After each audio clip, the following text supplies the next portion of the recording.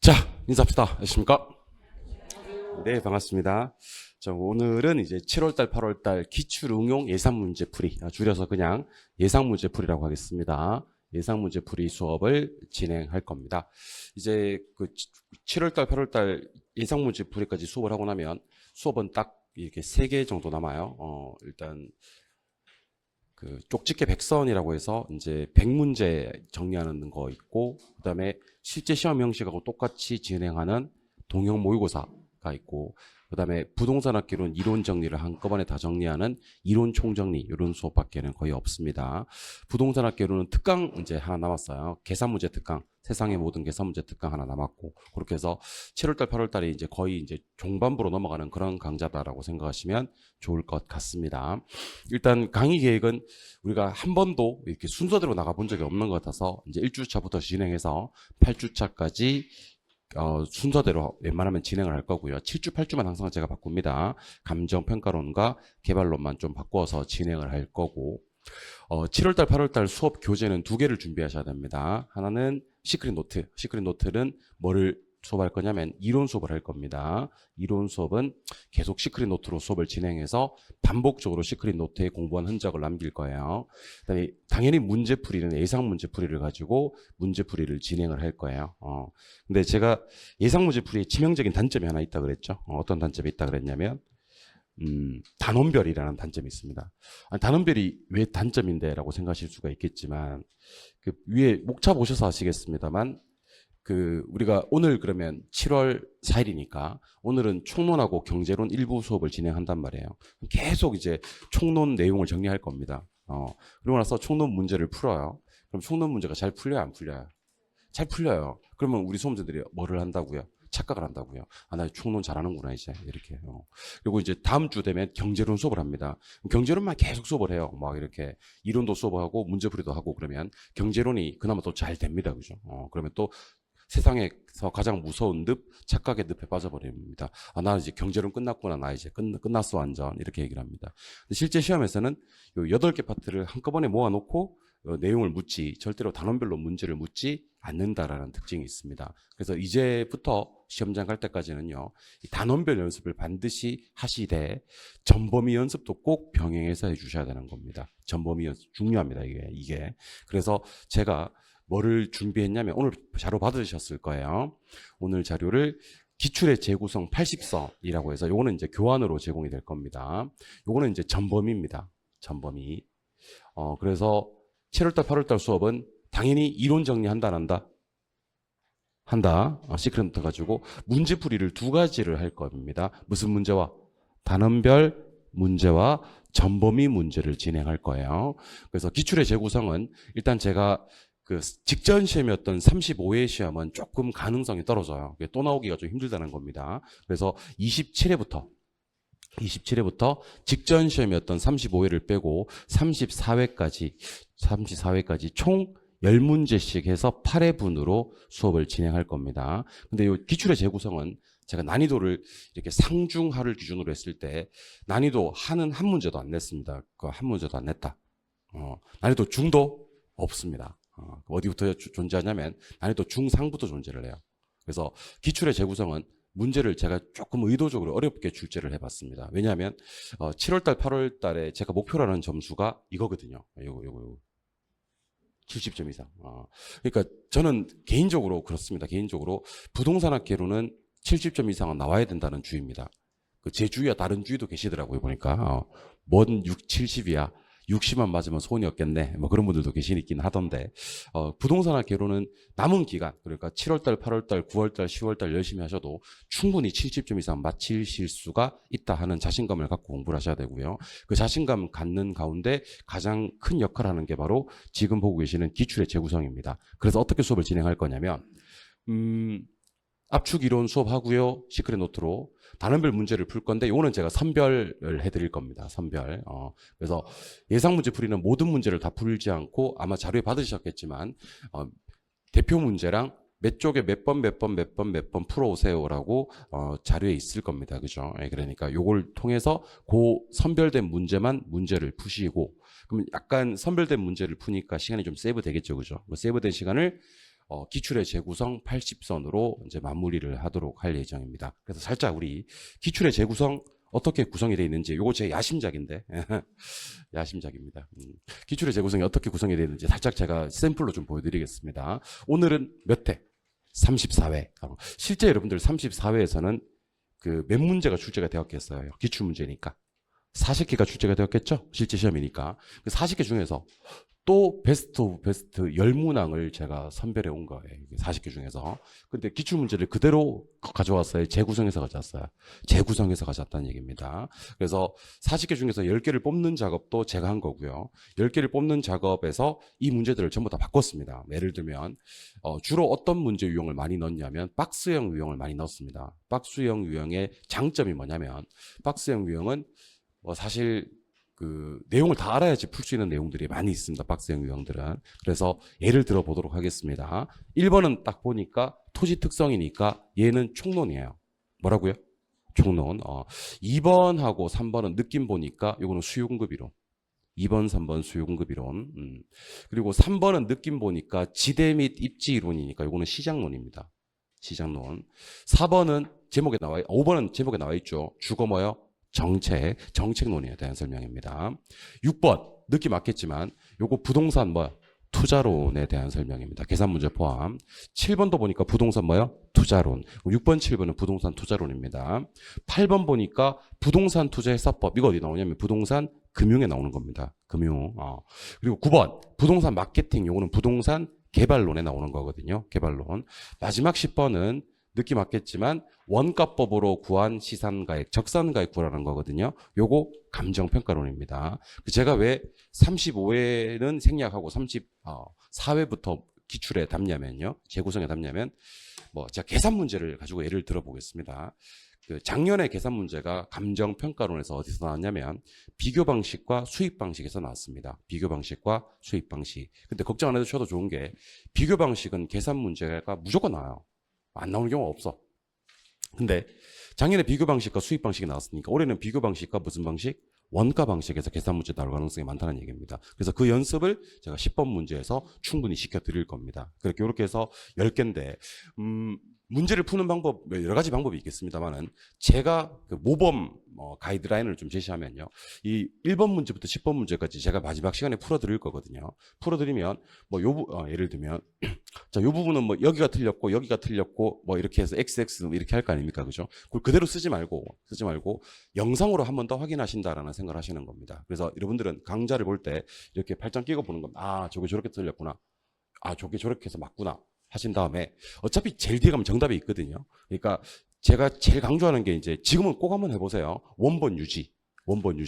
벌써 문제집에다가 난도질을 벌써 난리가 그분들 어쩔 수 없고 이해부터 하시고 원본을 딱 유지한 상태에서 문제를 풀고 싶으면 저기 연습장 같은 데다 문제를 푸신 다음에 마지막에 가면 뭐가 있냐면 여기 정답이 있고요. 정답 밑에 보니까 정답 몇 개 맞추셨는지 나와 있습니다. 그죠? 여기 당당하게 몇 개 찍을 수 있을 때까지 10개 찍을 수 있을 때까지 총 80문제거든요. 27회부터 34회까지 총 80문제인데 당당하게 10개 다 찍을 수 있으면 장담컨대 70점이 나옵니다. 여러분들. 아시겠죠? 네. 타인의 도움을 받지 않고 오늘은 갑자기 기출의 재구성 4회를 풀고 싶은데 하고 풀었는데 10개 다 풀었는데 만점이 나오는 거야. 오늘은 기출의 재구성 1회를 한번 풀어보고 싶은데 다 풀었는데 10개를 다 풀었는데 만점이 나오는 거야. 그러면 부동산학개론은 70점 나오는 거니까 그렇게 생각하시고 수업에 임해주시면 좋을 것 같다. 그래서 이걸 잘 못하시는 분들이 계셔요. 제가 밑줄을 그으면 똑같이 밑줄을 걷고 이게 너무 그동안 수업에서 익숙한 수업이었다는 겁니다. 그런데 익숙한 게 좋아요? 점수 잘 나오는 게 좋아요? 그렇지. 여러분들의 소원은 합격이니까. 나는 그냥 익숙한 대로 할래. 하시면 말리진 않겠습니다. 제가 못 말리겠더라고요. 그러니까 원본 유지하라고 했는데 원본 유지 안 하시는 분들한테 내가 뭐라고 하니까 그분들 어떻게 하는지 아세요? 몰래 해요. 아니, 우리가 나이도 먹을 만큼 먹었고 배울 만큼 배운 사람들이 내가 강사가 뭐 하라고 한다고 해서 몰래 하고 이건 좀 그렇지 않나 싶은 생각이 좀 들어서 우리 서로 무슨 억하심정이 있어서 서로의 저 행동을 갖다가 막 이렇게 방해하고 막 그러는 건 아니지 않나라는 생각이 들어요. 그래서 하겠다면 말리진 않겠습니다만은 모범 가이드라인으로서는요, 원본을 계속 유지한 상태에서 문제를 풀었다가 언제 욕을 하다가 이제 문제에다가 손을 대 있는 거냐면 시험 마지막에 예를 들면 이제 우리가 10월 25일 날 시험장에 들어가셔야 되는데 어쨌든 1차 과목은 계속 전범위 반복 학습이 되면 좋지 않습니까? 그죠? 나중에 그걸 여러분들이 상당히 많이 원하고 그런 자료들을 원하세요. 쌤 내가 시험장 갈 때까지 하루에 전범위를 갖다가 한번 돌리고 싶은데 어떤 자료가 좋을까요? 라고 상당히 많이 저한테 질문하신단 말이에요. 그때 지금 원본 유지한 자료를 딱 꺼내가지고요. 반복하셔가지고 그때 이제 곧 시험장에 들어가야 되니까 as soon as 나는 곧 시험장에 들어가야 되니까 그때 교재에다가 체크하고 채점하시고 100점 맞을 때까지 공부하시면 좋겠다. 그래서 이 자료는 한 10월 중순쯤에는 이제 원본 유지는 됐고 문제 풀어가지고 100점 맞을 때까지 연습하신다. 그때 감각 유지용으로 한번 더 활용하시면 좋을 것 같다는 생각을 하시고 그 전까지는 계속 원본 유지가 돼 있었으면 좋겠다. 아시겠죠? 예. 그래서 집에 가족들이 모르는 사람들이 볼 때는 야 이거 뭐 기출의 재구성이라고 하고 좋은 건데 이거 왜 안 풀었어? 다 푼 거야 그거. 내가 그거 벌써 3번째 봤어. 이렇게 멋있게 얘기할 수 있는 사람이었으면 좋겠습니다. 그러면 풀었으면 4번 정답 몇 번이야? 그건 아직 모르겠어. 뭐 그렇게 한다 하더라도 최소 3회독, 4회독, 5회독 정도 해서 시험장에 가실 때까지는 100점 맞힐 때까지 공부하시자. 자꾸 저한테 이제 그런 분들이 계시더라고요. 미리 말씀드리는 겁니다. 기출의 재구성이 난이도가 좀 10문제를 높게 선별하다 보니까 자꾸 문제 어렵다고 저한테 뭐라고 하는 분들이 계십니다. 좀 쉽게 안 되겠어, 선생님? 너무 어려운데? 그런 분이 계시다면 쉽게 내드릴 수 있습니다, 여러분들. 서로 좋아요, 서로. 우리 목적은 쉬운 거예요. 시험에 합격하는 거예요. 그 생각을 좀 조금만 해보시면 좋을 것 같습니다. 제가 내는 문제 난이도를 끌어내려서 기분 좋게 하지 마시고 여러분들의 실력을 끌어올려서 합격합시다, 우리. 아시겠어요? 그러니까 옛날에는 정말 그런 일이 없었거든요. 제가 강의 이제 26년 차인데 3년 전, 24년 전 이럴 때는요. 강사가 뭐 이렇게 문제를 내면요. 선생님 제가 부족해요. 아직까지 제가 부족해서 그렇습니다. 본인 탓을 막 하고 아닙니다. 앞으로 좋아질 겁니다. 제가 위로하고 막 그랬거든요. 근데 요즘에는 우리 수험생들이 왜 그런지 모르겠는데 너무 어려워. 그렇게 얘기를 해요. 어쩌라고 나보고. 여러분들 70점 드리려면 제 기준에서는 이 문제를 소화해야 된다는 측면에서 낸 건데 자꾸 어렵다고 쉽게 내라고 하고 막 그러면 그 강의하는 사람을 여러분들의 그 어떤 뭐라고 해야 되지? 그 영향력 아래 두려고 하지 마시기 바랍니다. 제발 저를 컨트롤 하려고 하지 마세요. 저 우리 아빠 엄마도 컨트롤 못하고 우리 와이프도 컨트롤 못하는 사람인데 자꾸 여러분들이 저를 갖다가 컨트롤 하려고 하지 않았으면 좋겠다라는 얘기를 드려봅니다. 아시겠어요? 아버지 어머니도 저 컨트롤 하려고 하지 않고요. 제 친구들도 저를 컨트롤 하려고 하지 않고요. 제 와이프도 저를 컨트롤 하려고 하지 않습니다. 그냥 내비둡니다. 내비두면 지가 알아서 뭐라도 해도 하니까 제가 뭘 알아서 해도 할 테니까 여러분들 저한테 믿고 따라와 주시면 제가 70점, 7, 8월 달에는 70점이라는 정도의 점수, 사실 목표 점수는 한 75점 정도인데 보수적으로 잡았을 때도 7월 달, 8월 달 과정 원활히 소화하시면 70점은 획득하실 수가 있다라는 얘기를 드려보는 겁니다. 이해하셨죠? 예. 그러니까 수업 아마 들어보시면 아시겠습니다만은 7, 8월 달 수업, 그러니까 제가 항상 강조하는 게 이쯤 되면 7월 달, 8월 달쯤 되면 몇 번 얘기 드렸을 거예요. 우리 수험생들이 혼자 공부하러 독서실 가는 분들이 많으세요. 각종 독서실, 스터디 카페, 그다음에 심지어 어떤 분들은 절로 가고 막 그런 분들도 계십니다. 속세와 인연을 끊고 절로 가셔서 이제 더 이상 너한테는 배울 게 없다는 거죠. 내가 이제 혼자 정리하는 시간이 필요하다라고 해서 이렇게 스스로 공부하는 시간을 갖는 분들이 많습니다. 저기 독서실에 지금 들어가 있는 분들 계실 거예요. 그러니까 한마디 인사도 없이 독서실에 가 계실 겁니다. 바로 옆에 독서실이 있으니까, 그지? 잘 지내세요? 들려? 아무튼 그렇게 하시는 분들이 계시던데 다른 과목은 진짜 모르겠습니다. 모르겠고 부동산학개론은요. 저한테 남은 기간 4개월 맡기시죠. 맡기시면 제가 점수 드린다니까. 점수 드릴 테니까. 혼자 자구책을 마련한다고 지금 좋아하는 거보다, 그러니까 자꾸 가성비가 안 나온다고 그러더라고. 강의를 들으니까 가성비가 안 나와. 자기가 공부하면 가성비가 나온다는 거야.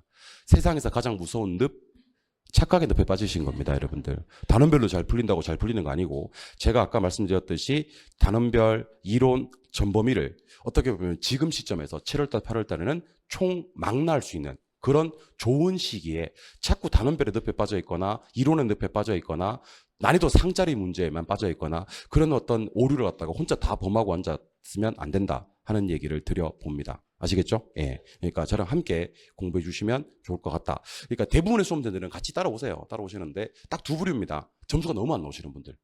너무 안 나오니까 문제를 갖다가 이제 자기한테 찾는 게 아니고 강의를 들어서는 안 되겠다. 지금 혼자 공부 좀 해야 되겠다. 그런 분들이 계시고 두 번째는 이제 좀 고득점 나오시는 분들이 계셔요. 그러니까 벌써 부동산학개론이 한 60점, 70점 나와버리시는 분들은 더 이상 배울 게 없다라는 거지. 그러면 혼자 공부하시는 분들이 계신데 그분들 중에서 여러분들 이거 하나 알고 계셔야 될 게 있습니다. 합격자 모임에 그러니까 합격자 모임에 우리가 보통 1차 합격률을 기준으로 본다면 한 1차 합격률 기준으로 본다면 20%에서 30% 정도 선이 1차 합격률이거든요. 최종 합격률은 한 30% 선이고 그러면 한 학원에 1등부터 10등까지가 합격자 모임에 반드시 나와야 돼요? 안 나와야 돼요? 나와야 되지. 왜냐하면 그분들은 상위 20% 30%에 충분히 속하시는 분들이니까. 근데 우리 시험에 항상 30% 정도 반전이 있어요. 30% 정도 반전. 아니, 아직 몰라요. 그래서 어떤 30% 반전이 있냐면 정말 모의고사도 잘 보고 아는 것도 많고 고득점 하셨던 분들이 실제로 합격자 모임에 안 나타나는 경우가 있습니다. 불합격하는 분들이 계세요. 진짜입니다. 반대로 점수가 너무 낮았었는데 누구도 그분의 합격을 갖다가 사실 말을 안 해서 그렇지 합격하기는 좀 어렵지 않겠나라고 생각했었는데 합격자 모임에 나오는 경우가 있습니다. 그러니까 그 남은 기간 7, 8, 9, 10월 달 어떻게 보내느냐에 따라서 30% 정도 반전이 있다라는 생각을 꼭 하셔야 됩니다. 점수가 좀 잘 나오시는 분들 중에서요. 자기만의 세계에 빠지시는 분들이 계십니다. 그분들은요. 이제 조금 같이 섞이는 게 일반 수험생들은 같이 섞이는 게 시시한 거죠. 이렇게 자존심이 상하는 거야. 나는 너네랑 달라. 뭐 그런 경우가 있어요. 그러면서 혼자만의 세계에 빠져가지고 쉬운 거 안 해요. 쉬운 거 안 하고 난이도 좀 높은 거 있지 않습니까? 그걸 마치고 혼자 엄청 만족해합니다. 그런 다음에 옆 사람한테 뭐라고 하면 이거 한번 풀어볼래? 그렇게 얘기를 합니다. 옆 사람 모르겠는데 그러면 모르겠지. 이거 좀 어려운 거야. 이렇게 얘기를 하고 또 만족해요. 이게 그런 분들은 뭐를 하셨어야 되냐면 학위를 받으셨어야 되는 분들입니다. 석사나 박사, 남들 모르는 분야에 그 분야를 전공하셔가지고 이렇게 전문가가 되는 그런 과정에서는 정말 좋은 공부 방법일 수가 있습니다. 원래 석사, 박사는 그 과목에서는 남들보다 두각을 나타내야 되고 전문가가 돼야 되니까 공인중개사 시험 절대로 그런 시험 아닙니다. 지금 여러분들이 난이도 상짜리 그거 맞추고 좋아하는 건데 시험장 가서 못 건드립니다. 그거 시험장 가서 어차피 그놈들은요 합격 점수를 줄 놈이 아닙니다. 여러분들에게 합격 점수를 줄 놈들은요 난이도 중짜리 하짜리가 합격 점수를 준다는 말이에요. 그럼에도 불구하고 제가 기출의 재구성 난이도를 좀 높였던 이유는 뭐냐면 70점 이상 맞히기 위해서 반드시 확인하셔야 될 반드시 고려하셔야 될 사항들을 담았다라고 보시면 되는 겁니다. 그 정도 난이도까지만을 여러분들이 공부해 주셔야 된다라는 얘기를 드려봅니다. 아시겠죠? 예. 그 합격자 모임 얘기가 나왔으니까 합격자 모임 때 제가 이렇게 여러분들 만날 거 아닙니까? 그죠? 만났을 때. 그 합격자 모임 가봤어요? 안 가봤죠? 그러니까 한 명도 안 가봤죠. 저는 매년 가는데 합격자 모임에 가면요. 와, 정말 신기합니다. 합격자 모임에 가면요. 정말 당연한 얘기인지 모르겠지만 합격자들만 쫙 앉아 있어요. 와, 정말 신기합니다, 이게. 합격자 모임에 가면 합격자만 쫙 앉아 있습니다. 신기한 건 뭔지 아십니까? 불합격자가 단 한 명도 없습니다. 신기하지 않습니까? 사람이 그렇게 많이 모여 있는데 불합격자 몇 명? 0명. 불합격자 0명. 전부 다 합격자만 앉아 있습니다. 합격자가 쫙 앉아 있습니다. 인사를 합니다. 인사를 할 때 제가 갑자기 인사를 할 때 축하합니다. 이렇게 약간 뭐라고 해야 되나? 느낌에 축하하는 느낌이 안 든다. 그런 느낌이 드시면요. 약간 기분 좋아해야 된다. 왜냐하면 합격할 줄 알았다는 거예요. 그러니까 당연히 이 사람은 합격할 줄 알았다는 겁니다. 그래서 합격자 모임에서 만났을 때 축하합니다. 이렇게 얘기를 하면 오히려 기분 좋아야 된다는 겁니다. 근데 같이 합격자 모임 만났는데 제가 저 멀리서 아이고 축하합니다. 정말 축하합니다. 이렇게 얘기를 하거든. 그 사람이 너무 좋아서 그런 게 아니고 안 될 줄 알았다는 겁니다. 안 될 줄 알았는데 이 사람이 여기 왜 와 있지? 합격자 모이면 불합격자가 한 명도 없는데 다 합격자가 와야 되는데 이 사람이 합격했으니까 왔을 거 아닙니까? 그죠? 오히려 기분 나빠야 됩니다. 아니 쌤이 왜 저 합격 못할 줄 알았던 걸로 봤었던 거예요? 이렇게 기분 나빠하시기 바랍니다. 올해는 과연 누가 될지 기추가 주목되는 가운데 아시겠어요? 합격할 때 합격자 모임에서 만났을 때 제가 어떻게 해야 된다고요? 축하합니다. 이렇게 하는 사람이 당연히 합격할 거라고 예상했던 사람. 그 저뿐만 아닐 겁니다. 다른 쌤들도 마찬가지일 겁니다. 사람 보는 눈 비슷하거든. 그래서 너무 반갑게 맞이하거든. 아, 내가 그 반전 30%에 속하는 1인이구나라고 생각해 주시면 좋을 것 같습니다. 자, 그럼 본격적으로 수업 진행해 보도록 하겠습니다. 일단은 시크릿 노트를 한번 꺼내 보세요. 시크릿 노트로 이론 정리를 한번 하고 가도록 하겠습니다. 시크릿 노트입니다. 교재 페이지 8쪽입니다. 8쪽. 시크릿 노트 8쪽 펴셨어요? 예. 8쪽 펴셨으면 시크릿 노트 8쪽에서 필기 하나만 할게요. 필기 하나만. 자, 시크릿 노트 8쪽 펴시고 여기다가 부동산 학이라고 한번 써보겠습니다. 부동산 학. 자, 천천히 한번 필기해 보도록 합니다. 자, 부동산학은 그 하나의 학문으로 표현하는 단순과학일까요? 여러 학문들을 짬뽕시킨 종합과학일까요? 라고 물으면 부동산학은 종합과학입니다. 두 번째는 부동산만 가지는 여러 가지 특성들이 있습니다. 부동성, 영속성, 부증성, 개별성 이런 것들 때문에 일반 학문들을 부동산학에 가져올 때는 그대로 가져와요? 아니면 부동산 실정에 맞게 변화를 줘요? 변화를 줍니다. 부동산학은 응용과학이다라는 표현을 씁니다. 무슨 과학이요? 응용과학. 세 번째, 부동산학은요, 부동산 자체의 자연적 움직임을 다루는 자연과학이 아닙니다. 그러면 항상 부동산학은 인간과 부동산의 관계를 다루는 사회과학입니다. 무슨 과학이라고요? 사회과학. 그래서 부동산학은 문과 학문입니까? 이과 학문입니까? 그럼 문과 학문이에요. 사회과학입니다. 부동산학은 사회과학이에요. 네 번째, 부동산학은 실사구시 학문이라고 해서 구체적 경험과학의 성격을 가지고 있습니다. 구체적 경험과학. 절대로 뜬구름 잡는 추상적이거나 가상적인 학문이 되어서는 안 된다는 얘기입니다. 그리고 부동산은 원튼 원하지 않든 법 규제를 너무 많이 받아요. 그래서 부동산학은 규범과학의 성격을 가지고도 있습니다. 그래서 지금부터 부동산학의 학문적 성격 소개해 드리도록 할게요. 부동산학은 단순 아니고 뭐요? 종합. 순수과학이나 기초과학 아니고 뭐요? 응용과학. 자연과학 아니고 뭐요? 사회과학. 추상적인 가상적인 학문 아니고 뭐요? 구체적인 경험과학. 그리고 부동산학은 무슨 과학이라고요? 규범과학. 부동산학은 종합, 응용, 사회, 구체 경험의 규범과학의 성격을 가지고 있다. 이 정도는 기억을 하셔야 됩니다. 이번에는 혹시나 싶어서 묻는 거니까 너무 기분 나빠하지 마시고 부동산은 무슨 부동산이 있고요? 복합 개념의 부동산이 있고요. VS입니다. VS. 복합 부동산이 있습니다. 여러분들 복합 개념의 부동산과 복합 부동산 같아요? 달라요? 다르죠. 복합 개념의 부동산은 몇 개가 결합이 돼야 됩니까? 3개. 복합 부동산은 몇 개 결합돼야 됩니까? 2개. 그래서 말 3개 결합되면 말 길게 해주시고요. 2개 결합되면 말 짧게 해주셔야 됩니다. 가자. 법경기. 법률적, 경제적, 기술적 측면의 부동산. 참고로 기술적 측면의 부동산을 물리적 측면의 부동산이라고도 합니다. 물리적 측면의 부동산만 유형적 측면의 부동산이라고 합니다. 그래서 기술적 동의어 정리하셔야 됩니다. 기술적 같은 말 물리적, 물리적 같은 말 유형. 기술은 아까 했고 다시 합니다.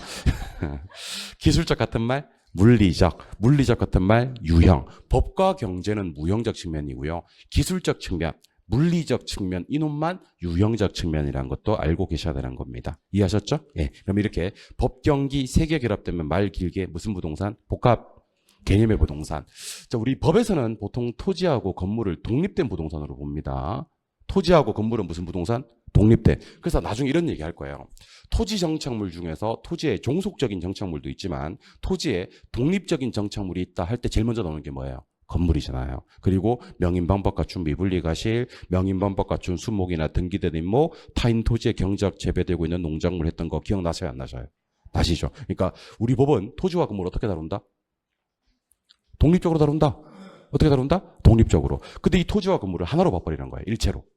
토지와 건물을 일체로 다루어서 활동의 대상으로 삼는 것을 무슨 부동산이라 부른다? 복합부동산 이렇게 부르는 겁니다. 그래서 2개 결합되면 말 짧게, 3개 결합되면 말 길게. 틀린 지문만 좀 기억합시다. 법경기가 결합된 부동산을 복합부동산이라 한다. X. 나올 때마다 연습하셔야 됩니다. 알고 있어도 연습하셔야 됩니다. 여러분들 알고 있어도 연습해야 된다는 말 상당히 중요한 말입니다. 알고 있는 거 연습 많이 하셔야 됩니다. 여러분들 우리가 까먹는다는 표현을 쓰잖아요. 까먹는다. 여러분들 지금까지 공부했던 것 중에 뭐 지금 기억하고 있고 뭐 까먹어요? 여러분 까먹은 거 얘기해봐요. 까먹는 거는요. 자기도 모르게 까먹어요. 이게 정말 중요합니다. 근데 머릿속에 인지가 부조화되면서 이 까먹는다는 거를 갖다가 뭘 까먹었는지를 모른다니까. 그리고 내가 시험장에 틀린 다음에 뭐라고 하는지 아세요? 아는 거 틀렸다고 얘기를 합니다. 아는 게 아니에요. 아는 거 틀린 게 아니고 까먹은 거예요. 까먹은 건데 머릿속에서는 계속 그걸 기억하고 있다라고 세상에서 가장 무서운 늪, 착각의 늪에 빠져버리는 겁니다. 그러니까 여러분들 제가 수업 시간에 여러분들이 안다고 생각하는 것도 계속 반복해 드릴 테니까 안다고 생각하지 마시고 수업에 따라와 주시기 바랍니다. 아시겠어요? 법경기 3개 결합되면 개념의 부동산. 토지 건물 일체로 다루는 것. 복합부동산 이렇게. 그 법경기는 말 길게 복합 개념의 부동산. 토지 건물을 일체로 다루는 것은 말 짧게 복합부동산 이렇게 기억을 하시기 바랍니다. 이 중에서 좀 더 공부하셔야 될 건 복합 개념의 부동산인데 법경기입니다. 기술적 측면이 4개 있습니다. 4개. 어떻게 공부하기로 했죠? 공자, 위환 이렇게. 공자, 위환 뭔지 한번 얘기해 봐. 시작. 공간, 자연, 위치, 환경 이런 것들은 법경기 중 기술적 같은 말, 물리적 같은 말, 유형. 경제적 측면의 부동산 5개인데 중요합니다. 3본 생소상 기억하셔야 됩니다. 뭐라고요? 3본 생소상. 산이 뭐야? 자산. 본은 자본. 생소상은 생산요소, 소비재, 상품. 참 중요한 표현 한번 해볼게요. 토지는 생산재야, 소비재야? 생산재야. 일단은 생산재야. 근데 소비재 될 수 있다 없다? 있다를 기억하시는 겁니다. 토지는 대표적인 생산 요소, 생산재지만 토지가 소비재 되는 경우 없다, 있다, 있다. 토지는 생산재지만 소비재 될 수 있다. 그리고 아직까지도 자로 출발하는 게 3개 있는데 이거 대답 바로바로 못 하시는 분들은 안 됩니다. 자산이 있고 자본이 있고 자연이 있습니다. 한 번 더. 자산이 있었어요? 자본이 있었어요? 자연이 있었어요? 자산은 법경기 중에 무슨 개념이고? 경제적. 늦었어요. 너무 늦어요. 너무 늦어요. 자연은요? 기술적. 자본은 경제적. 자로 출발하는 것 중에서 어떤 자가 무슨 개념인지 바로 대답 못 하시는 분들은 공부 어지간히 안 하신 분입니다. 자본은요? 경제적. 자연은요? 기술적. 자산은요? 경제적. 3본입니다. 자산 자본은 경제적 개념이고 자연은 기술적 개념이라는 것을 기억해 주시기 바랍니다. 이번에는 법인데 법은 몇 개? 2개입니다. 무슨 부동산? 협의 부동산과 광의 부동산. 잠깐 우리 협의 부동산의 동의어들 다 소개해 드릴 테니까 저 따라 한번 하세요. 협의 부동산입니다. 협의. 따라 하세요. 협의. 좁은 의미. 민법. 토지 및 거정청물. 요 4개가 모두 같은 말이에요. 협의 부동산, 좁은 의미의 부동산, 민법상 부동산, 토지 및 거정청물이 모두 같은 말인데 여러분들 협의는 광의에 속할까 안 속할까? 속해요. 그래서 토지 및 거정청물로는 협광의를 구분할 수 있고 없고 뭐 가지고 구분해야 되는 겁니까? 준부동산. 그럼 잘 보세요. 토지 및 거정청물은 협의에 속해요? 광의에 속해요? 둘 다에 속해요. 둘 다에 속하고 준부동산은 협의에 속해요? 광의에 속해요? 둘 다에 속해요. 얘는 광의에만 속하는 거예요. 다시 토지 및 거정청물은 어디에 속한다? 둘 다에 속한다. 준부동산은 어디에 속한다? 광의에만 속한다. 오케이? 그러면 저랑 지금부터 준부동산 한번 파보도록 하겠습니다. 준부동산은 일단 공시방법이 뭐나 뭐로 공시해야 되는 것들입니까? 등기나 등록으로 공시해야 되는 것들입니다. 맞아요? 원래 부동산 아니었지만 부동산에 뭐요? 준하여 취급됩니다. 잘 들으셔야 됩니다. 부동산 준하여 취급된다는 말은 자, 갑니다. 모든 준부동산은 소유권 된다. OX. 모든 준부동산은 별도의 소유권의 객체가 된다. OX. O. 모든 준부동산은 막 저당권 설정할 수 있다. O. 모든 준부동산은 감정평가할 수 있다. O. 모든 준부동산은 부동산 중개 대상물이다. 그건 X입니다. 모든 준부동산은 소유권, 저당권, 감정평가가 되지만 중개대상물이 되는 준부동산은 2개밖에 없습니다. 일단 재단하고요, 임목하고요. 뭐하고요?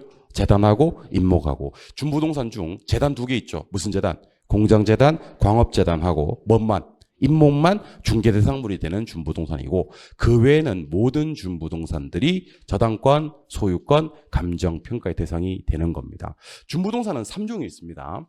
자동차, 건설기계, 항공기, 선박은 뭐라 그래요?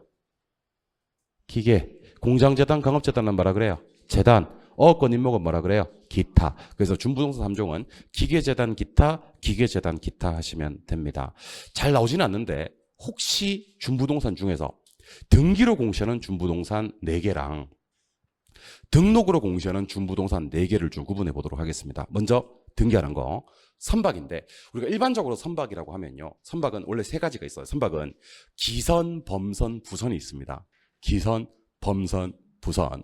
기선할 때 기는 기관, 엔진으로 움직이는 배입니다. 그걸 기선이라 그래요. 기관으로 움직이는 배, 엔진으로 움직이는 배를 기선. 돛담배, 돛처럼 움직이는 배를 범선이라고 합니다. 그리고 지 혼자 움직이지는 못하고 자생 항행 능력은 없고 다른 배에 끌려다니는 배를 갖다가 부선이라고 합니다. 뜰부자 서서 부선이라고 합니다. 근데 우리가 일반적으로 선박이라고 하면 부선은 안 쳐줘. 시험에도 안 떠. 우리가 일반적으로 선박이라고 하면 먼선과 먼선인데 기선과 범선. 얘 20톤 이상입니다. 몇 톤 이상? 20톤 이상. 참고로 20톤 미만의 선박을 우리는 소형 선박이라고 하는데 소형 선박들은 등록합니다. 그러니까 우리가 흔히 등기하는 선박이라고 하면 20톤 이상의 기선과 범선입니다. 참고로 부선은 100톤입니다. 부선은 잘 안 나온다고 했으니까 기선, 범선 몇 톤 이상? 20톤 이상. 그 다음에 재단 2개. 무슨 재단? 광업재단, 공장재단. 오케이? 그리고 시험에 뭐가 뜰 수 있는데? 임목이 뜰 수 있는데 임목은 2가지가 동시에 충족될 때만 임목이라고 합니다. 임목은요. 일단 첫 번째 수목의 집단이어야 됩니다. 뭐라고요? 수목의 집단이어야 됩니다. 그리고 등기해야 됩니다. 수목의 집단이면서 뭐 있을 때만? 등기했을 때만 임목이라고 합니다. 그래서 한 그루의 소나무는 임목이 될 수 있어 없어? 없어. 한 그루의 소나무는 임목이 될 수가 없고 소나무의 집단이면서 등기될 때만 걔를 임목이라고 합니다. 아시겠습니까? 예. 그러면 여러분들 수목이 나중에 우리 토지정착물 중 독립정착물이라고 하거든요. 무슨 정착물이요? 독립정착물이 되는 방법은 2가지 방법이 있습니다. 그러니까 수목일 때는 명인방법 갖춰버리면 돼요. 뭘 갖추면? 명인방법 갖춰버리면 되고 수목의 집단일 때는 뭐 할 수 있어요? 등기할 수 있는 거예요. 근데 수목의 집단이면서 등기했을 때는 더 이상 수목의 집단이라는 말도 안 써요. 뭐라고 한다고요? 임목이라는 말을 쓰는 겁니다. 그래서 개개의 수목일 때는 뭐로 독립이 되고 명인방법으로 수목의 집단일 때는 뭐 하면 되는데 등기하면 되는데 그때는 이걸 뭐라 부른다? 임목이라 부른다. 그럼 이번에는 등록으로 공시하는 것들인데 어떻게 암기하시냐면 자 갑니다. 자동차, 항공기, 건설기계, 어업권 요 4개는 등록합니다. 암기할 때는요. 이런 물고기가 사는 곳을 어디라 그래요? 어항이라고 하죠. 근데 어항의 종류는 2가지 어항이 있습니다. 큰 어항이 있고 작은 어항이 있어요. 아시겠어요? 무슨 어항? 작은 어항. 작은 어항 등록해. 이렇게 암기하시기 바랍니다. 무슨 어항? 작은 어항. 큰 어항은 등록하지 마세요. 작은 어항만 등록하세요. 자가 뭐야? 모르시는군요. 자, 뭔지 모르시는군요. 자, 자동차, 건설기계, 어업권, 항공기. 얘들은 무게 규정도 없어요. 그냥 뭐 100톤이고 400톤이고 나발이고 작은 어항들은 등록하고요. 20톤 이상의 기선범선 선박과 재단 2개, 광업재단, 공장재단과 수목의 집단임에서 등기된 임목은 등기한다라고 기억하시면 좋을 것 같습니다. 여기까지 하면 난이도 상짜리도 어느 정도 대비할 수 있을 것 같습니다. 아까 배웠던 거 복합부동산은 2개 결합, 3개 결합. 2개 결합, 누구랑 누가? 토지하고 건물을 일체로 다루는 것을 복합부동산이라고 합니다. 참고로 여기 보니까 무슨 평가란 말이 나옵니까? 일괄평가. 저 간단하게 한번 봐주세요, 여러분들. 말 나왔으니까. 감정평가에 관한 규칙 7조에 가시면 감정평가는 개별평가라 그래요. 무슨 평가? 개별평가. 근데 둘 이상의 물건이 일체로 거래되거나 용도상의 불가분한 관계 있을 때는 무슨 평가? 일괄평가. 하나의 물건이라도 가치를 달리하는 부분은 가치, 구분평가. 대상 물건의 일부분을 평가해야 될 특수한 목적, 합리적 이유가 있을 때는 부분평가를 합니다. 그래서 감정평가는 원래는 뭔데? 개별인데 일체로 거래되거나 용도상 불가분이면 일괄, 가치를 달리하는 부분이면 가치, 구분, 일부분을 평가해야 되는 경우가 있을 때 부분평가를 합니다. 근데 대부분의 일괄평가는 거래사례 비교법을 써요. 특히 지금처럼 토지와 건물이 일체로 처리된 복합부동산을 일괄평가할 때는 거래사례 비교법을 씁니다. 집합건물에서도 일괄평가란 말이 뜨면 거래사례 비교법을 써요. 살림은 누구랑 누구를 살림이라고 하냐면 나무가 서 있는 땅 산지와 인목을 살림이라고 합니다. 근데 산지와 인목을 일괄평가하는 경우가 있거든요. 일괄평가할 때도 거래사례 비교법을 씁니다. 지금은 외우지 마시고 토지와 건물을 일괄하거나 집합 건물에서 일괄하거나 산림에서 산지와 임목을 일괄할 때는 다 무슨 법 쓰는데? 거래사례 비교법 쓰는데 문제는 공장재단입니다. 공장재단을 구성하고 있는 개별 물건들을 합산해서 평가하는 것이 원칙인데 계속적인 수익이 예상되어서 공장재단을 일괄 평가하는 경우가 있거든요. 그때는 수익환원법 씁니다. 뭐라고요? 수익환원법. 그래서 여러분들은 공부하시는 방법 알려드릴게요. 공장재단만은 따로 공부하시는 겁니다. 공장재단만은 일괄이 떠도 무슨 법이고 수익환원법이고 나머지 일괄평가에서는 전부 다 무슨 법을 쓴다? 거래사례 비교법을 쓴다. 정리합시다. 이거는 앞으로 다시 안 볼 것처럼 정리할 거예요. 저 보세요. 법경기는요. 복합 개념의 부동산이고 토지와 건물을 일체로 다루는 것은요. 복합부동산입니다. 공간, 자연, 위치, 환경은 법경기 중에서 기술적 측면이고 자산자본, 생산요소, 소비재, 상품은요. 경제적 개념이고 토지는 생산재예요, 소비재예요? 생산재입니다. 토지가 소비재 될 수도 있다. 자연은요? 기술적이지만 자산이나 자본은요? 경제적 개념입니다. 토지 및 그정착물이나 준부동산이 나오면 법경기 중에서 무슨 개념인데? 법률적 개념인데 토지 및 그정착물은 협의에 속해요? 광의에 속해요? 둘 다에 속하고 준부동산은 협의에 속해요? 광의에 속해요? 광의에만 속하는 겁니다. 준부동산이라는 건 등기 등록의 공시 방법을 갖춤으로써 부동산에 준하여 취급되는 것들인데 모든 준부동산들이 소유권, 저당권, 감정평가가 되지만 모든 준부동산들이 부동산 중개대상물이 되는 것은 아닙니다. 중개대상물이 되는 준부동산에는 공장재단, 강업재단 등의 재단과 임목 정도가 중개대상물이 되는 준부동산입니다. 등기로 공시하는 건 내가 해드릴게요. 20톤 이상의 기선범선, 공장재단, 광업재단, 20개 집단이면서 등기된 임목은 등기로 공시하고요. 등록으로 공시하는 건 4개는 어떻게 공부하기로 했습니까? 너무 큰 어항 말고 좀 작은 어항이 있잖아요. 작은 어항. 작은 어항이 뭐죠? 자동차, 건설기계, 어업권, 항공기는 등록한다. 기억하시기 바랍니다. 앞으로 안 볼 것처럼 행동하시고 대부분의 일괄평가는 무슨 법을 쓰지만 거래사례 비교법을 쓰지만 수익환원법 쓰는 일괄도 있다 그랬죠? 누구였죠? 공장재단. 기억하시기 바랍니다. 이번에는 저랑 이거 한번 해볼 거예요. 토지정착물. 자, 토지정착물 중 종속적인 정착물이 있고 독립적인 정착물이 있습니다. 자, 잘 들어요. 토지정착물 중 종속적인 정착물은 토지정착물이 아니에요. 맞아요? 독립적인 정착물은 토지정착물이 아니에요. 둘 다 토지정착물이 맞아요. 근데 토지와 이걸 가지고 구분하는 겁니다. 분리해서 양도할 수가 있을까 없을까? 즉 토지와 별개로 취급될 수 있을까 없을까를 구분하는 거예요. 그럼 천천히. 토지와 분리 양도도 안 되고 별개로 취급되지도 않는 것들은 무슨 정착물? 종속적인 정착물. 토지 따로 이것 따로 팔아먹을 수가 있어요. 분리 양도가 되고요. 토지와 별개로 취급될 수 있는 것들이 무슨 정착물인데? 독립정착물인데 독립정착물은 몇 개 암기하시기로 했어요? 4개. 그러면 종속정착물은 그 외로 처리하시면 되는데 종속정착물 시작합니다. 담장, 국어, 자연식생, 경작 목적이 아닌 수목, 그 다음에 단연생 식물 이런 것들은 종속적인 정착물이에요. 독립정착물은 첫 번째 뭐요? 건물이요. 건물은요. 사용 승인이나 등기 같은 거 없어도 주기지만 완성이 되면 신축 중이어도 독립이 됩니다. 신축 중이어도 뭐만 완성이 되면 주기지. 내 건물 주기지로 암기하시면 됩니다. 내 건물 주기지. 주벽, 기둥, 지붕 완성이 되면 독립. 두 번째는 명인방법을 갖춘 뭐요? 미분리과실. 명인방법 갖춘 뭐나 수목이나 아니면 뭐요? 등기된 임목이요. 오케이? 그 타인 토지에 경작 재배되고 있는 뭐요? 농작물이 되는 겁니다. 그러면 제가 조금 드렸던 건물, 명인방법 갖춘 미분리과실, 명인방법 갖춘 수목이나 등기된 임목, 타인 토지에 경작 재배되고 있는 농작물은요. 토지정착물이 아니에요. 맞아요. 토지정착물 중 독립정착물이 되는 겁니다. 근데 여기 보니까 뭐가 있어요? 동산. 동산은 토지정착물이 아니에요. 뭐가 아니라고? 토지정착물이 아니라고. 아니면 뭔데? 동산이라니까. 그러니까 아까 얘네 둘은 토지정착물이 맞다니까. 근데 얘는 토지정착물조차 아니라니까. 이게 가수차가 있어요. 뭐요? 가수차. 가수차. 가가 뭐야? 가식 중인 수목. 수는 뭐야? 수확물. 수확물. 차는 뭐야? 임차인. 그래서 혹시나 싶어서 진짜 혹시나 싶어서 하는 얘기입니다. 여러분들 못 믿어서 하는 얘기가 아니니까 천천히 대답하시기 바랍니다. 여러분들 혹시 경작 목적이 아닌 수목이란 말 들어본 적 있다 없다? 여기 있잖아, 여기. 참, 별꼴이야, 진짜. 경작 목적이 아닌 수목이란 말 들어본 적 있다, 없다? 있다. 그리고 타인 토지에서 경작 재배되고 있는 농작물이란 말 들어본 적 있다, 없다?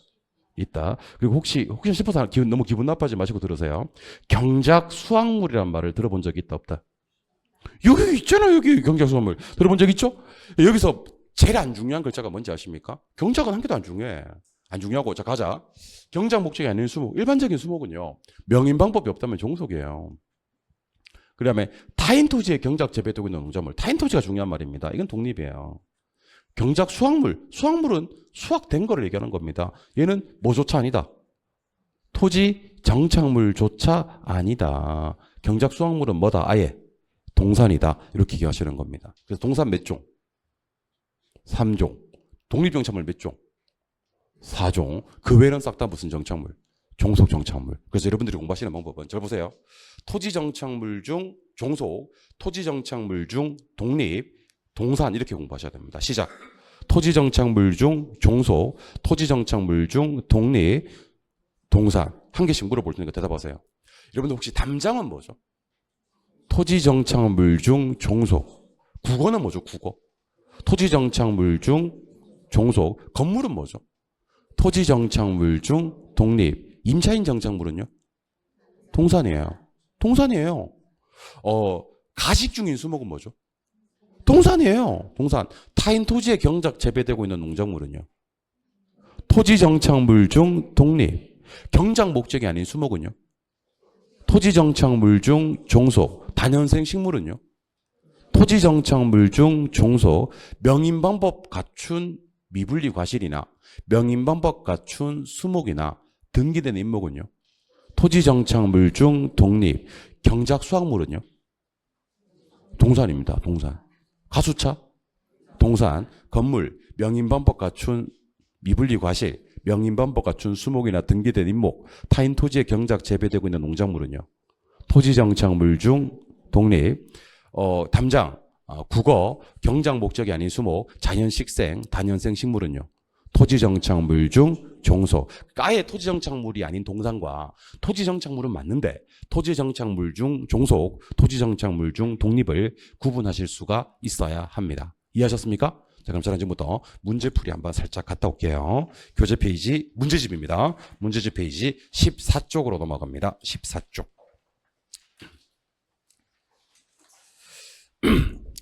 자, 문제 페이지 14쪽이 나오는데 요거는 뭐 별로 중요한 건 아니라서요. 대표 문제라서 한번 풀어보는 거고 세상에서 가장 편안하게 따라와 주셔도 될 것 같습니다. 별로 안 중요한 것들도 몇 개 있습니다. 근데 말 나온 김에 그냥 넘어가기가 좀 못하니까 말 나온 김에 보는 거니까 세상에서 가장 편안하게 그냥 따라와 주시면 좋을 것 같습니다. 출발할게요. 자, 부동산 활동은 임장 활동을 해야 된답니다. 무슨 활동? 임장 활동. 임장 활동을 해야 되는 이유는 부증성일까요? 부동성일까요? 큰일 납니다, 진짜. 한 글자 차이인데 봐주면 안 되나? 절대 안 납니다, 여러분들. 임장 활동은 부동성입니다. 그리고 임장 활동은 사람이 그 장소에 많은 거기 때문에 대인 활동도 되는데 여기서는 아니죠. 이렇게 하지 말자.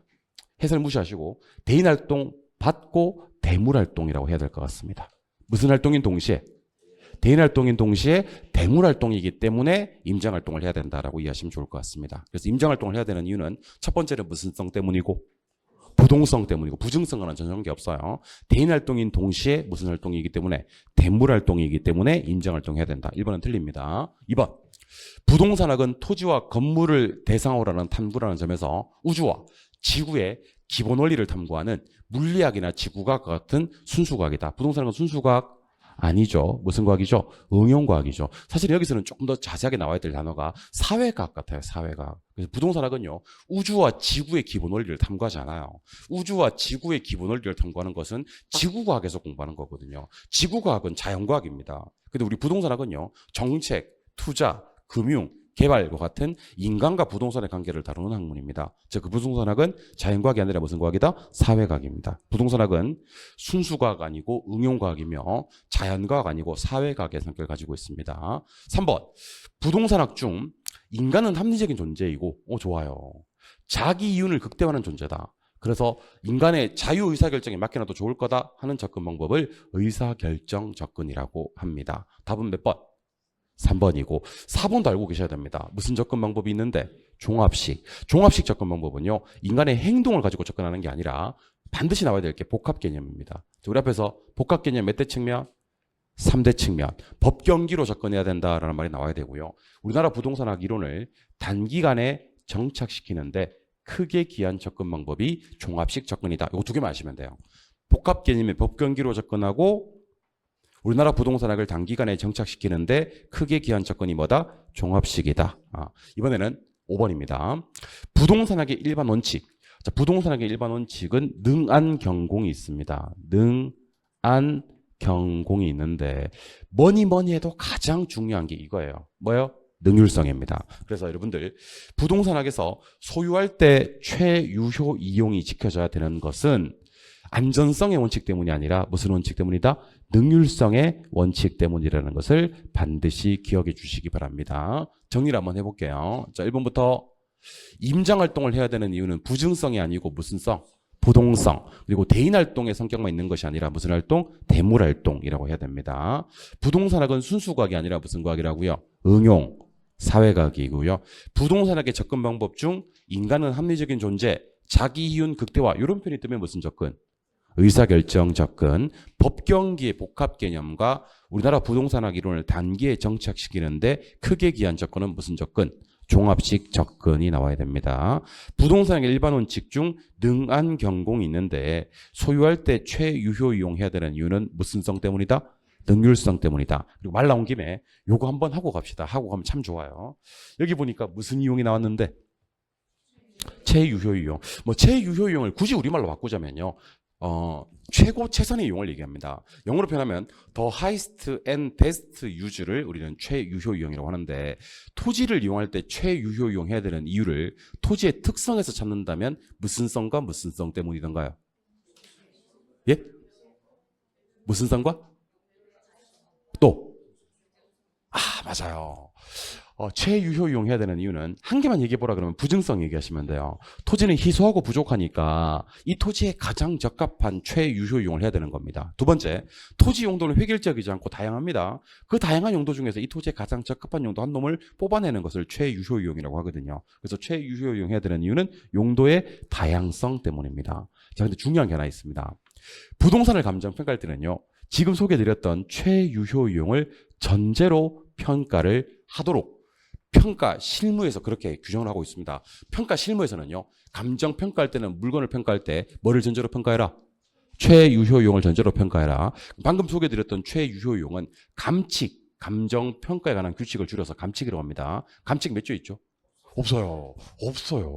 감칙에는 없는데 실무적으로 감정 평가를 할 때는 최유효 이용을 전제로 평가합니다. 사실은 시험에서 제일 많이 나오는 것은 1번 하고요. 3번이 제일 많이 나옵니다. 3번이. 자, 우리 앞에서 지역 분석이란 말을 배운 적이 있다 없다? 있고 물건마다 분석하는 개별 분석을 배운 적이 있죠? 자, 그러면 지역 분석과 개별 분석 중에서 물어봐야 되겠다. 먼저 하는 게 뭐죠? 지역 분석. 좋아요. 나중에 하는 게 개별 분석. 가격은 구할 수 없고 가격 수준만 구하는 것. 지역 분석. 구체적 가격까지 구하는 것. 개별 분석. 마지막입니다. 표준적 이용을 판정하는 것 무슨 분석? 지역 분석. 최유효 이용 판정하는 것. 그래서 이게 X가 돼야 됩니다. 우리가 지금 무슨 이용을 판정한다 그래요? 최유효 이용. 최유효 이용을 분석해서 판정한다면 무슨 분석에서? 개별 분석에서 판정합니다. 하늘이 두 쪽에 놔도 요거 최유효 이용이라는 단어가 뜨면 세 가지는 기억하셔야 됩니다. 최유효 이용을 해야 되는 이유, 토지의 특성에서 찾는다면 무슨 성과 무슨 성? 부증성과 용도의 다양성. 감정 평가할 때는 뭐가 전제가 돼야 되지만 최유효용이 전제가 돼야 되지만 아직 감칙 규정에는 최유효용이 있다 없다? 없다. 지역 분석과 개별 분석 중 무슨 분석에서? 개별 분석에서 최유효 이용을 해야 됩니다. 아시겠죠? 예. 한 장을 넘겨서 오른쪽 페이지로 가봅니다. 17쪽 대표 문제. 대표 문제는 무조건 제가 풀어드릴 겁니다. 일로 오세요. 자, 부동산의 개념에 대한 설명이다. 옳은 것을 찾아라 그랬습니다. 지금 공부하고 다시는 공부 안 할 것처럼 뭔지 행동하셔야 됩니다. 토지라는 놈은요. 대표적인 뭐지만 생산 요소와 자본이지만 요 생산 요소가 중요한 표현입니다. 소비재의 성격도 가지고 있다, 가지고 있지 않다, 가지고 있다라고 해야 됩니다. 그래서 요거 두 개만 기억하세요. 토지는 뭐가 맞지만 생산 요소가 맞지만 소비재의 성격도 가지고 있다. 여기서는 안 물었지만 지금처럼 생산 요소, 자본, 소비재 이렇게 부동산을 분류하는 것은 법 경계 중에서 어떤 측면의 구분인가요? 경제적 측면의 구분입니다. 한 번만 더 할게요. 토지 및 거정청물 하는 협의 이거 받고 준부동산 하는 광의가 뜨면 법 경계 중에서 무슨 개념이고 법률적 개념이고 공간, 자연, 위치, 환경 이런 게 뜨면 법 경계 중에 기술적 개념이고 지금처럼 생산 요소, 자본, 소비재 이런 게 뜨면 법 경계 중에서 경제적 개념이 맞긴 한데 토지는 대표적인 생산 요소지만 소비재 성격도 가지고 있다라고 해야 되기 때문에 1번은 틀린 지문이 되는 겁니다. 이번에는 잘 보시고 동의어 3종을 대답해 주시기 바랍니다. 동의어 3종. 여러분 법경기 중에서 기술적 개념이라는 게 있었습니다. 기억나십니까? 기술적 개념은 같은 말로 무슨 개념 그러기도 해요? 물리적 개념 그러기도 해요. 맞아요? 물리적 개념을 뭐라 그래요? 유형적 측면이라 그래요. 그래서 제 입에서 기술적 측면 나오는 경우도 있고 같은 말로 물리적 측면 나오는 경우도 있고 얘를 두 글자로 유형적 측면 하기도 하니까 유시험에서 뭔 형이 뜨면 유형이 뜨면 법경 중에서 어떤 측면? 기술적. 몇 개 있어요? 4개 있습니다. 공자위환 있습니다. 뭐라고요? 공자위환 확인합니다. 공간 맞습니까? 위치 맞습니까? 자산 맞지? 이제 큰일 납니다 진짜. 가만 안 둡니다 진짜. 연이 떠야 됩니다. 그리고 여기 생략되어 있는 말은 환경 정도가 생략되어 있습니다. 기술적 측면의 부동산은 공간, 자연, 위치, 환경입니다. 3번에 해당되는 자산 자본은 법경기 중에서 경제적 개념의 부동산이지 절대로 기술적, 물리적, 유형적 측면의 부동산이 아니다 하셔야 됩니다. 3번 가보도록 하겠습니다. 3번은 누구랑 묶어두시면 좀 더 좋을 것 같냐면요. 5번과 묶어두시면 좀 더 좋을 것 같습니다. 왜 묶어둬야 되는지는 느낌 왔습니까? 네. 여기 보니까 무슨 부동산이 나왔고 복합 개념의 부동산이 나왔고 5번에 가니까 보니까 무슨 부동산이 나왔어요? 복합 부동산이 나왔잖아요. 몇 개 결합될 때 복합 개념의 부동산 3개 결합될 때 복합 개념의 부동산 2개 결합되면 복합 부동산이잖아요. 묶어놓은 이유 알겠죠? 여기 보니까 토지하고 건물을 이렇게 하나로 결합시키는 것은 무슨 부동산이고 복합 부동산이고 여기처럼 법, 경, 기가 떴을 때는요. 무슨 부동산이다? 복합 개념의 부동산이 되는 겁니다. 3번과 5번은 복합 개념의 부동산과 복합 부동산을 바꾸어 설명한 겁니다. 정답은 4번이 될 건데 준부동산은 등기 등록의 공시 방법을 갖춤으로써 좋아요. 부동산에 준하여 취급되는 것들을 말하고요. 법률적 개념에 속하고요. 광의에만 해당이 됩니다. 이 중에 틀린 부분이 있어 없어? 없어. 잠깐만 한번 해보자. 방금 제가 준부동산은 등기나 등록으로 공시하는 것들이라고 했는데 등기하는 거 몇 개? 4개. 등록하는 거 4개. 등기됐고 등록 4개 한번 해보자. 물고기 사는 곳을 어디를 하는데? 어항이라고 하는데 큰 어항 말고 작은 어항들 등록해 기억하시기 바랍니다. 자, 자동차, 건설기계, 어업권, 항공기는 등록. 작은 어항 등록해야 돼. 나머지 저기 20톤 이상의 기선 범선이라든지 그다음에 공장재단 강업재단이라든지 20개 집단임에서 등기된 임목이라든지는 등기하는 겁니다. 또 물어볼게요. 모든 준부동산은 소유권 된다. 모든 준부동산은 저당권 된다. 모든 준부동산은 감정평가 된다. 모든 준부동산은 중개된다. 여기서 준할 때 중개대상물이 되는 준부동산은 공장재단 강업재단과 임목 정도만 중개대상물이 되는 준부동산입니다. 법에는 몇 가지가 있는데? 2개가 있습니다. 뭘 3개가 있어요? 2개가 있어요? 기술적은 4개, 경제적은 5개, 법률적은 2개. 협의 있고 광이 있는데 토지 및 거정청물로는 협광의를 구분할 수가 없다 그랬죠? 어디에 속하니까? 둘 다에 속하니까. 지금 얘기했던 준부동산 갖고 구분해야 되는 겁니다. 준부동산은 어디에만 속한다?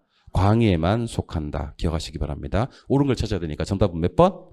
4번이 정답이 되는 그런 문제가 됩니다. 풀 수 있겠습니까? 예. 2번 문제로 한번 가보도록 할게요. 2번.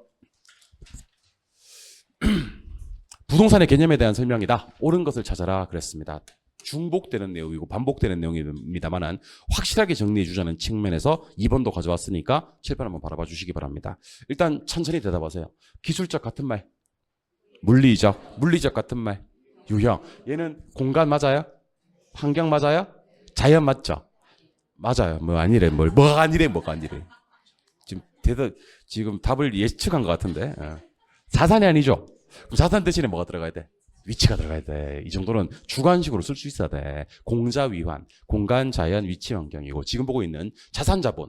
자산자본은 경제적 개념이라는 것을 좀 강하게 기억해 주셔야 됩니다. 1번은 마지막 자산 때문에 틀립니다. 2번, 매년 경작 노력을 요하지 않는 단연생 식물, 국어, 경작, 수확물 등은 토지의 일부로 간주되는 정착물에 해당이 된다. 여러분들 일단 토지의 정착물에는 종속과 독립이 있다 그랬죠. 근데 뭐로 다룬다 그랬습니까? 일부로 다룬다 그랬으니까 요거는 종속 정착물을 얘기하는 거죠. 그럼 천천히 한번 가보자.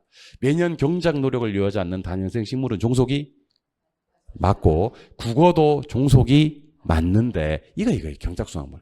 나쁜 놈. 경작수확물은 아예 뭐로 처리해야 될까? 아예 동산입니다. 동산에 뭐 있었어요? 가, 수, 차. 주관식으로 한번 얘기해보죠. 가식 중인 수목, 경작, 수확물. 여기서 수확물이 중요합니다. 수확물. 그 다음에 뭐야? 임, 차인, 정착물은 아예 동산입니다. 앞에 거 두 가지는 토지의 일부로 간주되는 정착물, 즉 종속 정착물이 맞는데 경작, 수확물은 아예 동산으로 봐버릴 것 기억하셔야 됩니다. 민법상 부동산은 협의 부동산과 의제 부동산을 포함하는 광해 부동산을 의미한다. 여러분들 협의 부동산, 좁은 의미의 부동산, 민법상 부동산, 토지 및 그 정착물이 같은 말입니다. 아시겠습니까? 여기서는 무슨 부동산? 민법상 부동산 그랬을 때는요. 누구만? 협의 부동산만 의제 부동산이나 광해 부동산을 의미하지 않습니다. 물론 이것들이 법률적 측면에서 구분은 맞습니다. 무슨 구분은 맞지만 법률적 구분은 맞지만 무슨 부동산에 나왔을 때는 민법상 부동산에 나왔을 때는 협의 부동산, 좁은 의미의 부동산, 토지 및 그 정착물만 나와야 된다고요. 민법상 부동산이 무슨 부동산이라고요? 협의 부동산, 좁은 의미의 부동산, 토지 및 그 정착물을 말한다고요. 4번. 아직도 이거 틀리는 사람 없어야 됩니다. 복합 개념의 부동산이라는 말이 나오려면 법경기가 돼야 되는데 토지하고 건물이 하나에 결합된 상태는 복합 개념의 부동산이 아니라 무슨 부동산? 복합 부동산 이렇게 해야 되는 겁니다. 경제적 개념의 부동산에는 부동산이 뭐이? 소비재. 그 다음 뭐요? 생산 요소. 둘 다 뜰 수 있는 거 맞습니까? 그리고 소비재, 생산 요소 나오는 것은 경제적 개념 맞죠? 5개 한 번만 더 해봅시다. 시작. 산, 본, 생, 소, 상. 자산, 자본, 생산 요소, 소비재, 상품은 경제적 개념이고 토지는 대표적인 생산재지만 소비재가 될 수도 있다라는 거 기억해 주셔야 됩니다. 옳은 걸 찾아야 되니까 답은 몇 번? 5번. 정리합시다. 여러분들 기술적 개념의 부동산에는 공간, 환경, 자연 외에도 뭐가 있어야 돼요? 위치. 매년 경작 노력을 요하지 않는 단연생 식물이나 국어는 토지의 종속적인 정착물이 맞지만 경작 수확물이나 임차인 정착물이나 가식 중인 수목은 뭐라고요? 동산. 민법상 부동산은 뭐의 줄임말? 협의의 부동산, 좁은 의미의 부동산을 줄임말이기 때문에 토지 및 그 정착물만 해당이 되고요. 의제 부동산, 광해 부동산은 민법상 부동산은 아닙니다. 토지하고 건물을 하나에 결합된 상태로 다루는 것은 무슨 부동산? 복합 부동산. 경제적 개념의 부동산에는 5가지가 있습니다. 뭐 있어요? 자산, 자본, 생산 요소, 소비재, 상품이 있지만 토지는 대표적인 생산 요소지만 소비재가 될 수도 없다, 있다? 있다. 기억하시기 바랍니다. 4번 문제 한번 풀어보도록 할게요. 4번. 갑니다. 토지의 정착물에 해당되지 않는 것을 찾아라. 그랬습니다. 일로 오세요, 일로 오세요.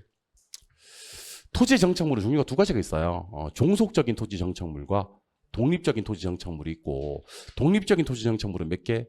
4개. 종속적인 토지 정착물은 그 외가 됩니다. 근데 아예 뭐가 아닌 거. 토지 정착물이 아닌 거. 이건 뭘 찾으라는 얘기냐면 동산 찾으라는 얘기예요. 몇 개? 3개. 어떻게 해요? 가, 수, 차. 이 문제를 해석할 수 있어야 됩니다. 이 문제는 토지 정착물 중 종속과 독립을 구분하라는 문제가 아니라 토지 정착물이 아닌 걸 찾으라는 얘기예요. 토지 정착물이 아닌 건 뭘 찾으라? 동산 찾아라. 뭐 찾아라? 가수차 찾으라는 얘기입니다. 가수차 몇 번에 있어요? 2번에 있잖아요. 가식 중인 수목은 뭐기 때문에? 동산이기 때문에 아예 토지 정착물조차 아니다라고 기억하시는 겁니다. 이해하셨습니까? 토지 정착물조차 아닌 겁니다.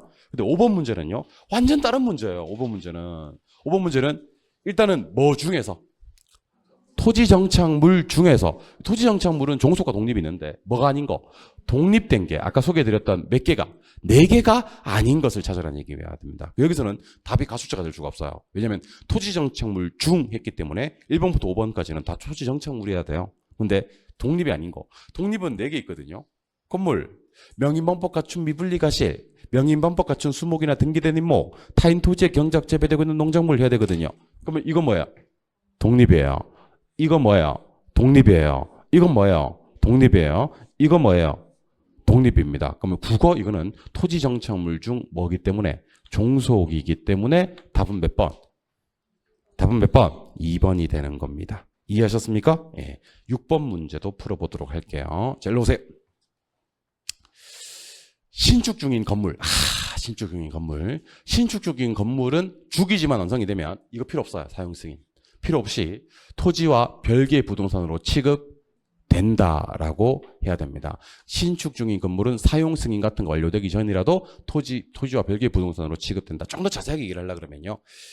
주벽, 기둥, 지붕만 완성이 되면 이라고 해주는 게 좀 더 좋을 뻔했었어요. 근데 이번에 가봅니다. 적재 용량 25통인 덤프트럭. 이거 뭐죠? 건설기계? 토지에 부착된 한 그루의 수목은 법령에 의해서 등록이 아닌 등기의 방법으로 소유권을 공시할 수 있는 물건에 해당이 된다. OX, X. 여러분들 일단 건설기계는 뭐 해야 되고요? 등록해야 되고요. 한 그루에 부착된 토지에 부착된 한 그루의 수목은 아무것도 아니에요.